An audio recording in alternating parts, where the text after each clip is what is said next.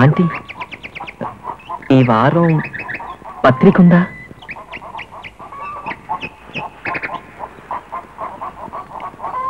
Aunty,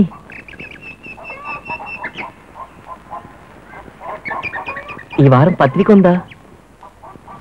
అక్కడెక్కడ ఉంటుంది. అక్కడెక్కడో ఉందంటే అలా నువ్వే తీసివ్వచ్చుగా. రే, నీకు ఇదివరకే చెప్పాను, నాతో ఇలాంటి ఆటలు పెట్టుకోవద్దు. నాతో ఇక మాట్లాడద్దు.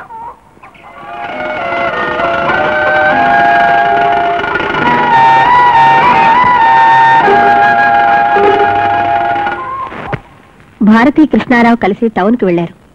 తిరిగి వచ్చేటప్పుడు బాబ్జీ రిజల్ట్ తెలుసుకుని వస్తామని చెప్పి వెళ్లారు. అవును, తప్పకుండా వాడు మంచి మార్కులతో పాస్ అవుతాడు. అందులో నాకెలాంటి సందేహం లేదు. కానీ వాడు పై చదువు పేరుతో దూరం అవుతాడని నా బాధ. ఒక్కో రోజు లెక్క పెడుతూ గడుపుతున్నాను. వెకిలి చేష్టలు, దుడుకుతనం కాస్త ఎక్కువే అయినప్పటికీ వాడింట్లో ఉంటే ఇంటికే అందం. అది నిజమే. వాడు ఊరికెళ్ళిపోతే ఇక్కడ ఎవ్వరికీ తోచదు.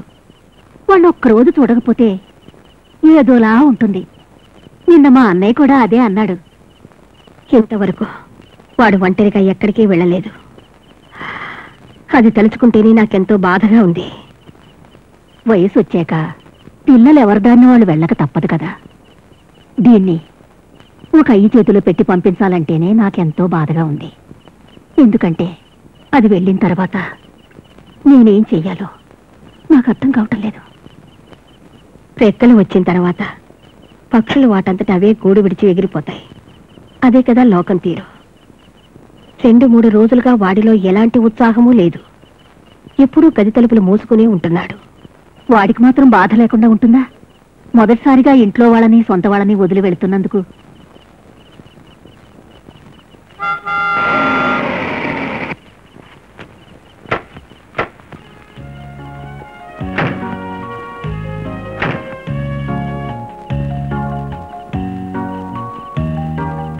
అరే, స్నేహితులు చూడడానికి వెళ్ళి వాళ్ళ కార్నే తీసుకొచ్చేశారు. ఇదేదో చాలా బాగుంది.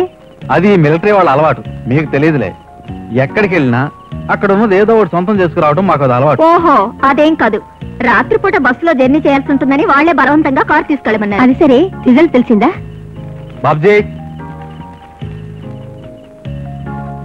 నువ్వు పాస్ అవుతావా? అవ్వాలి. మరి అవ్వాలా? క్లాస్ వస్తుందా? రావాలా? కాదు, వస్తుంది. అయితే నేను నీకు ఫస్ట్ క్లాస్ వచ్చింది. మీ అమ్మ సంతోషం చూసావా? అప్పుడే మీ నాన్నకు ఉత్తరం రాయడానికి వెళ్తుంది.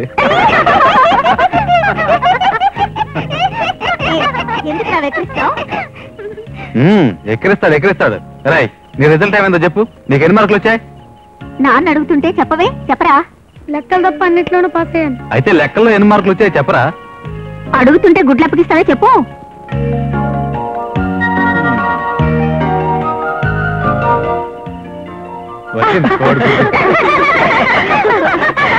వస్తానత్తయ్య, నువ్వు ఒంటరిగా వెళ్ళొద్దమ్మా. దారిలో పురుగు పుట్రా ఉండొచ్చు. బాబ్జీ, ఆంటీని వదిలేసిరా. వాడికి ఇక్కడేం పని? వాడిని దింపురమ్మను. ఎవరికి చెప్పిన పని వాళ్ళే చేయాలి. నీతోనే ఇప్పుడు చెప్పి. నీకే చెప్తున్నాను, వెళ్ళరా.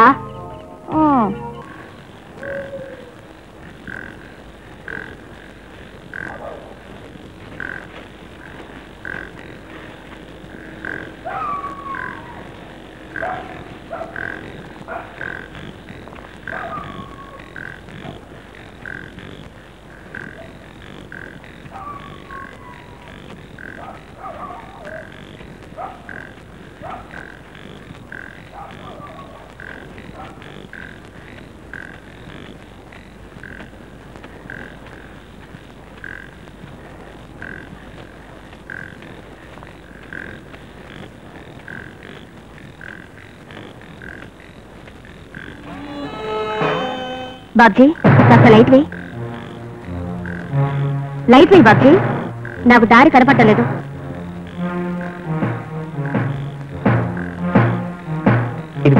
నువ్వే తీసుకో.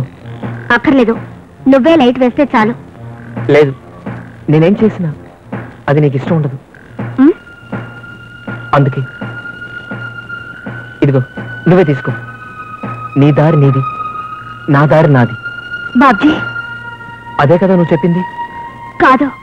అవును. కాదు బాబ్జీ, నువ్వు నడిచే దారి మంచిది కాదని నీకు చెప్పాను. అదేం కాదు. మరి నీకు నేనంటే ఇష్టం లేదు. అలాగని నేను చెప్పానా? బాబ్జీ, నీతో నాకు విరోధం ఏమీ లేదు. మరి ఉదయం చెప్పింది ఏమిటి? నాతో మాట్లాడొద్దని చెప్పలేదా?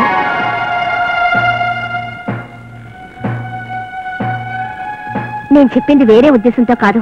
నువ్వు పెద్ద చదువులు చదవాలని, గొప్పవాడివి కావాలని. అందుకని మనం గొడవపడి విడిపోవాలా? అలా అనుకుంటే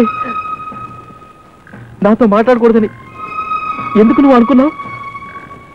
నేను ఊరు వదిలిపోవాలనుకున్నాను. ఆత్మహత్య చేసుకోవాలని నిర్ణయించాను. నేను చచ్చిపోతే ఎవరికీ నష్టం లేదు, నాకు తెలుసు. వద్దు బాబ్జీ, అలా మాట్లాడొద్దు. మన స్నేహంగానే ఉందా?